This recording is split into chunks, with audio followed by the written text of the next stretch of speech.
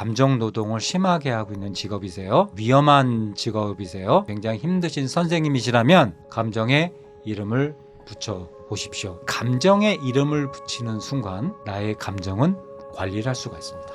감정에 이름 붙이기, naming emotions라고 하죠.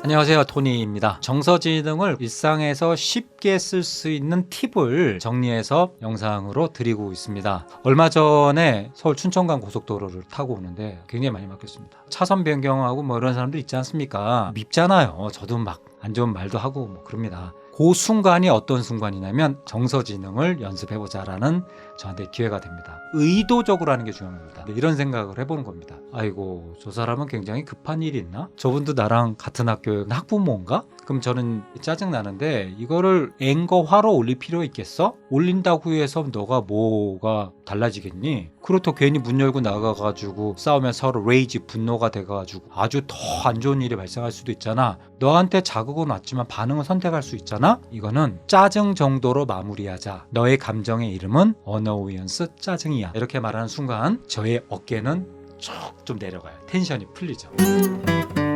Name it to tame it이라는 아주 유명한 말이 있습니다. Name it to tame it은 너가 활용하고 싶어? 그럼 이름을 붙여. 이름을 붙이는 능력은 High Order Thinking Skill에서 우리가 HOTS라고 하는데 고등사고 능력이라고 해요. 사람만이 갖고 있을 수 있는 능력이 바로 이름을 붙이는 능력입니다. 이름을 붙이는 순간 전두엽이 활성화됩니다. 이성을 담당하는 전두엽이 이성적인 힘을 키우면서 감정의 힘을 잡아주는 거죠. 회사에서도 상사가 나한테 와서 막 뭐라고 하면 아이씨 뭐 이러고 싶죠. 그런데 안 그러지 않습니까? 전두엽이 있어서 그렇습니다. 여러분, 전두엽이 손상되지 않습니까? 다 싸워야 돼요. 임원이고 뭐고 간에. 이성이 감정을 잡아주지 못하니까 감정의 이름을 붙이는 능력은 사람을 사람답게 만드는 능력, 이성 중추를 굉장히 활성화하는 능력입니다. 감정의 이름 붙이는 능력은 뒤늦은 후에 불끈해서 막 싸우는 경우 있지 않습니까? 그거를 막아주는 굉장히 중요한 능력입니다. 감정의 이름만 붙이더라도 사람의 이성 중추는 굉장히 발달합니다.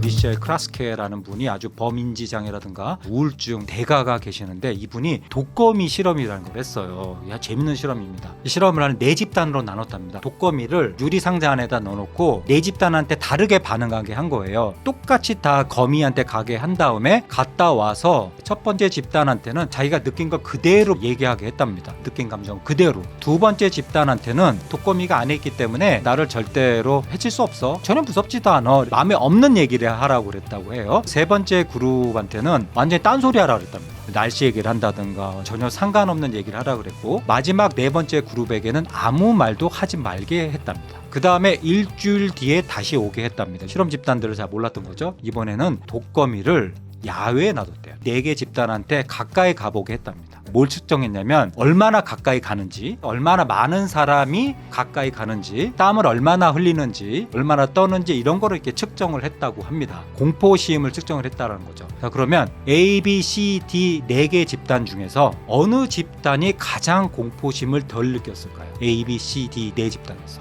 첫 번째 A 집단이었답니다. A 집단은 자기 감정을 그대로 표현한 집단, 그 감정에 이름을 붙이게 했답니다. 대부분 공포심이고 두렵고 그런 거였다는 거죠. 연구 결과는 이렇습니다. 감정에 이름을 붙이는 이 행위 자체가 사람을 더 사람답게 만드는 능력이다.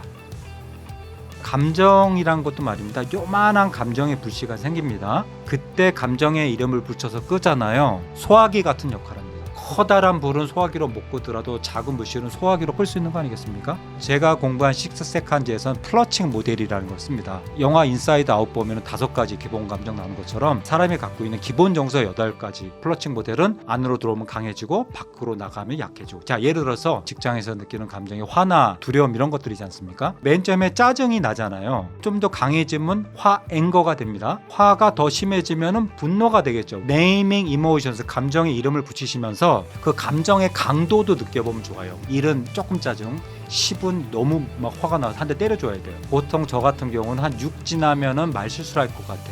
토니, 지금 너 게이지가 좀 6이 넘어가려고 그런다. 조금 조심하자. 나의 감정의 강도를 느끼는 것도 Naming Emotions하고 매우 관련이고 중요하다고 생각합니다. Name it to tame it. 감정에 이름 붙이는 연습부터 해보시기 바랍니다. 감사합니다.